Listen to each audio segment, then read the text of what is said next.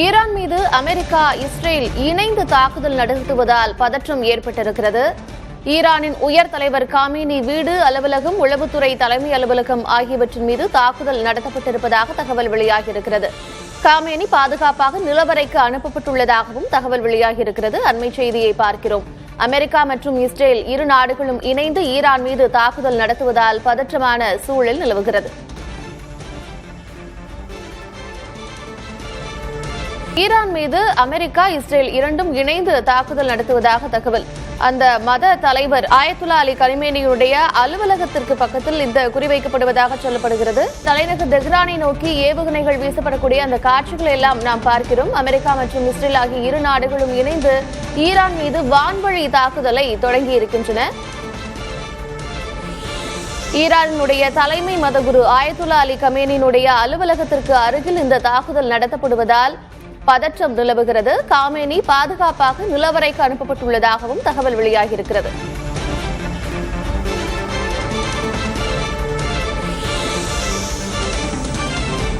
இதுகுறித்து பேசுவதற்காக பாதுகாப்புத்துறை வல்லுநர் ஜெகநாதன் நம்மோடு இணைப்பில் இருக்கிறார். அவரோடு பேசலாம். சார், வணக்கம்.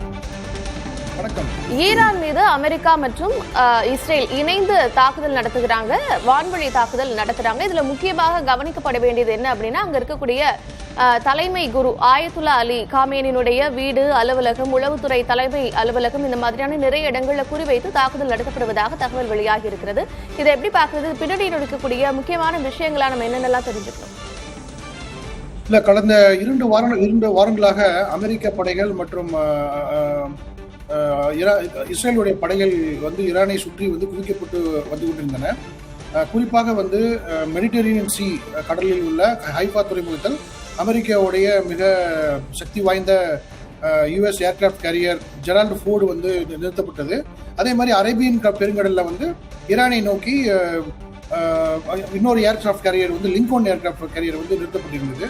இந்த இரண்டு ஏர்கிராஃப்ட் கேரியர் ஈரானை நோக்கி தாக்குதல் நடத்த தான் நிறுத்தப்பட்டிருந்தது என்று வல்லுநர்கள் கருதி கொண்டிருந்தார்கள்.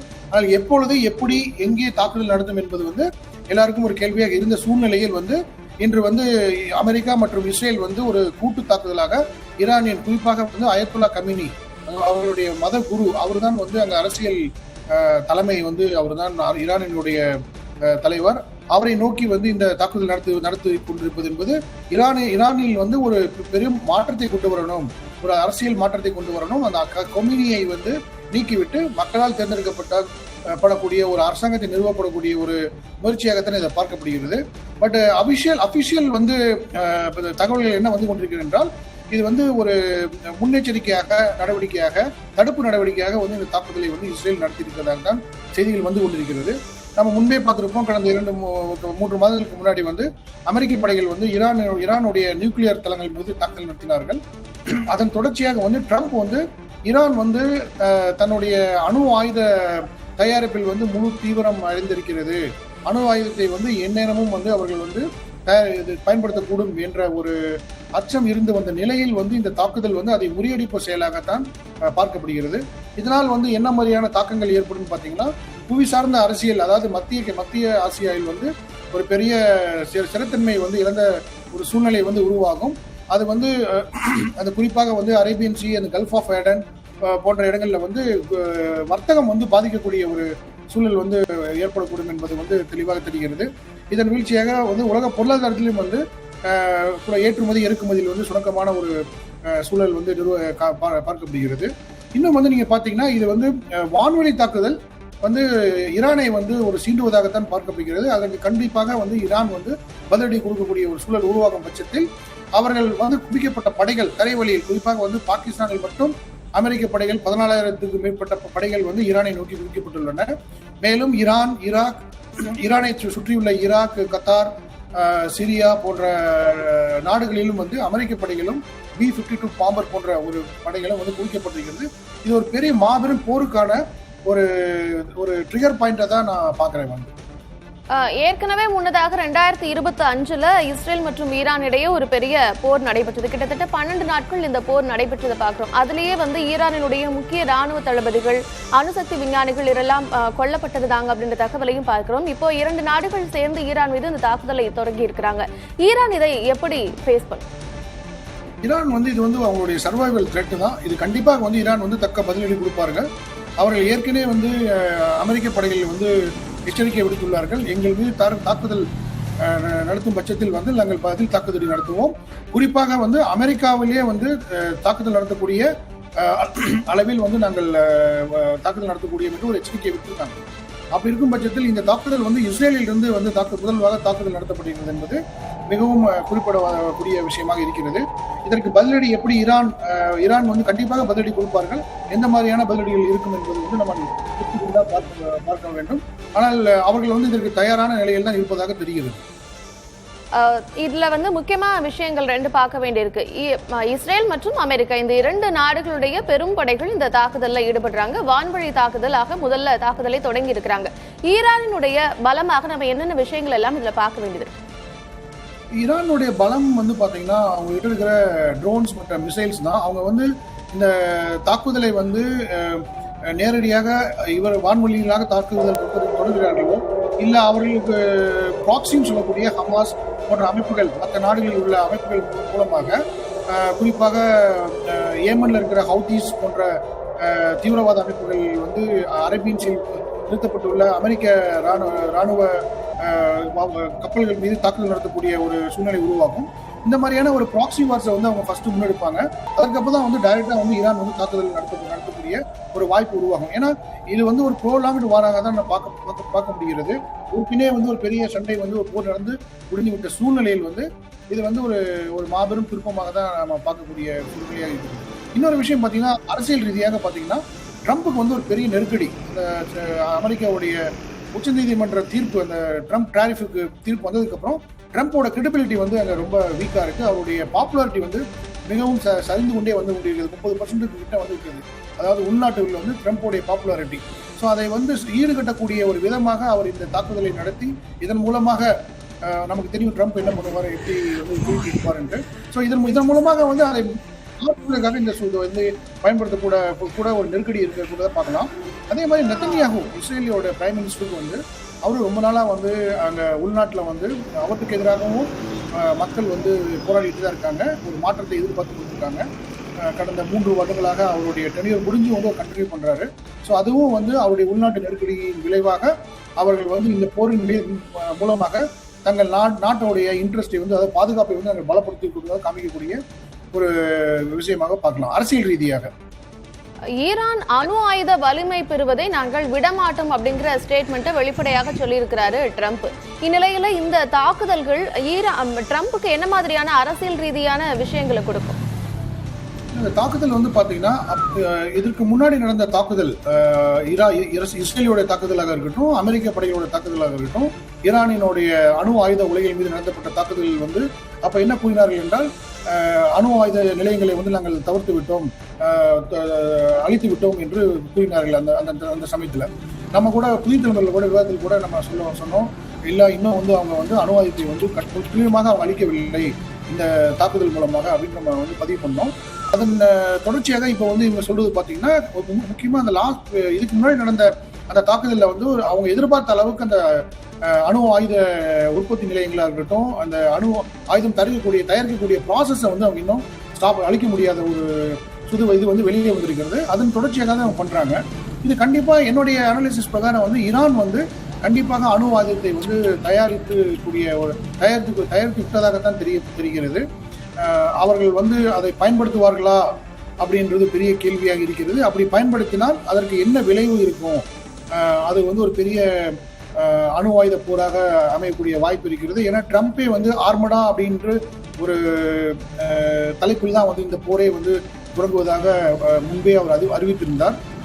ஆர்மடா என்றால் அது பைபிள் கூறக்கூடிய வசனம். ஒரு பெரிய பேர் அழிவு, நியூக்ளியர் வாருக்கான ஒரு அணு ஆயுத போருக்கான ஒரு தலைப்பாகத்தான் அது கொடுக்கப்பட்டிருந்தது. அதனுடைய தொடர்ச்சியாக தான் கடந்த 2 வாரங்களாக ஈரானை சுற்றியுள்ள பகுதிகளில் வந்து படைகளை வந்து இவர்கள் குவித்திருந்தார்கள்.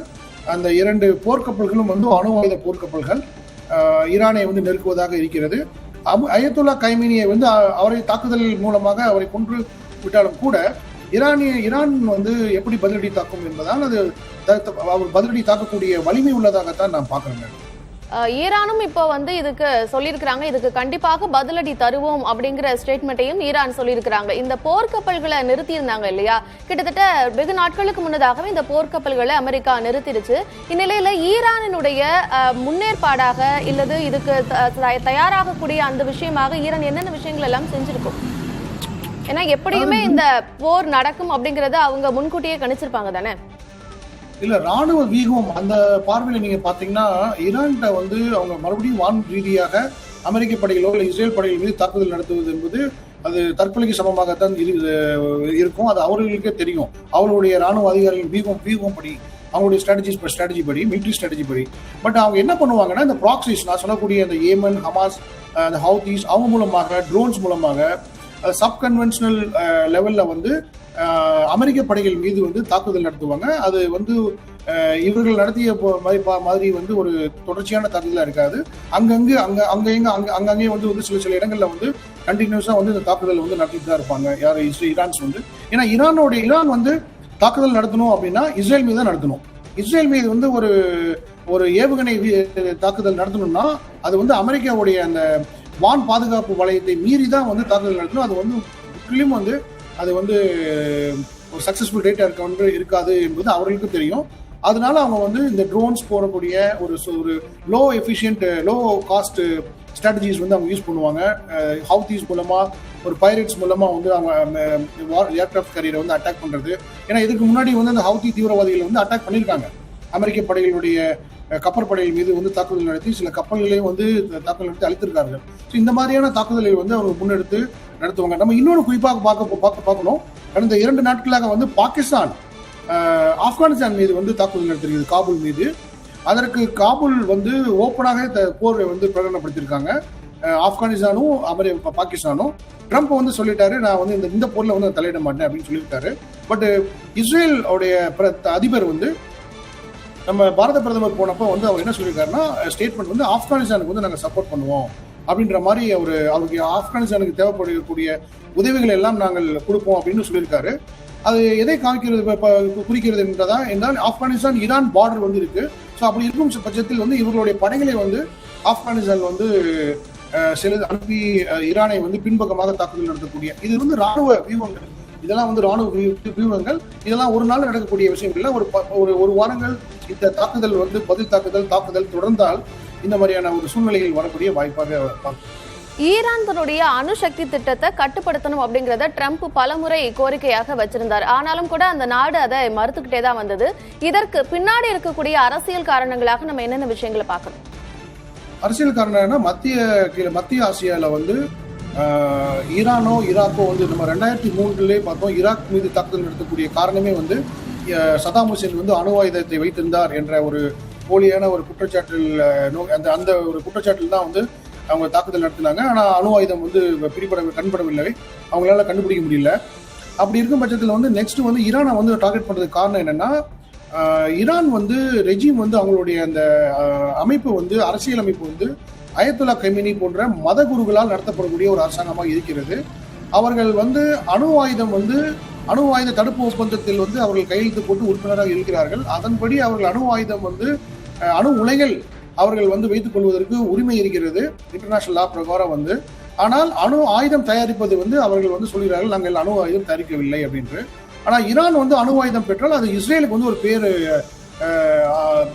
அச்சுறுத்தலாக இஸ்ரேல் வந்து பார்க்கப்படுகிறது.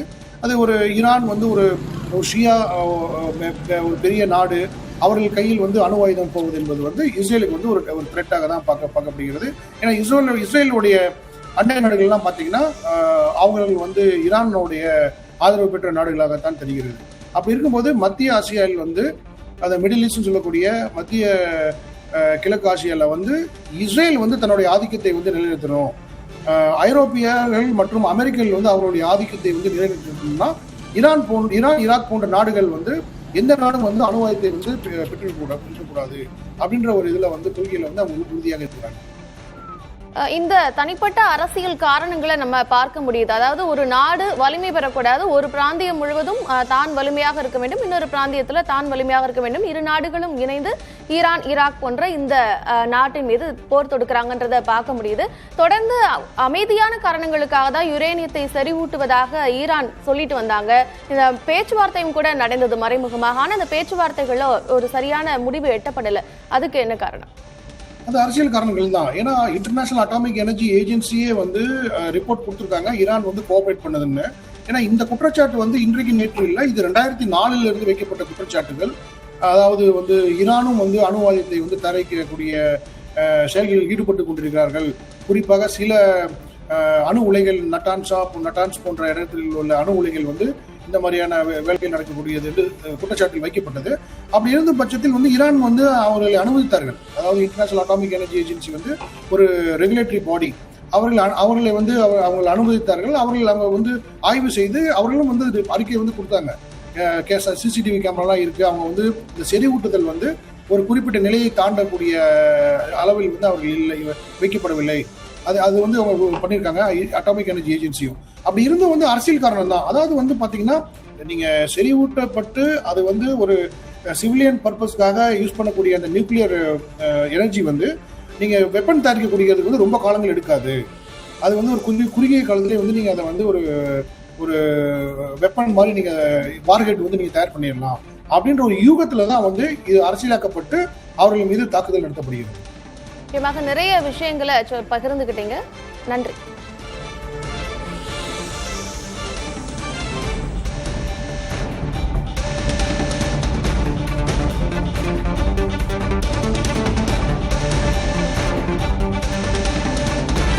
பெரும் போராக உருவெடுக்க வல்ல தாக்குதல் நடைபெற்றிருக்கிறது. ஈரான் உச்ச தலைவர் அயதுல்லா கமேனிக்கும் இலக்கு நிர்ணயிக்கப்பட்டிருக்கிறது. ஈரான் மீது இஸ்ரேல் மற்றும் அமெரிக்கா இரு நாடுகளும் தன்னுடைய தாக்குதலை துவக்கி இருக்கிறார்கள். பெரும் போராக உருவெடுக்க வல்ல தாக்குதலாக இது அறியப்படுகிறது. ஈரானினுடைய உச்ச தலைவர் அயதுல்லா கமேனிக்கும் இலக்கு நிர்ணயிக்கப்பட்டிருப்பதாக சொல்லப்படுகிறது. அவருடைய வீடு, அலுவலகங்கள் அருகே குறிவைத்து தாக்குதல் நடத்தப்படுவதாகவும் சொல்லப்படுகிறது.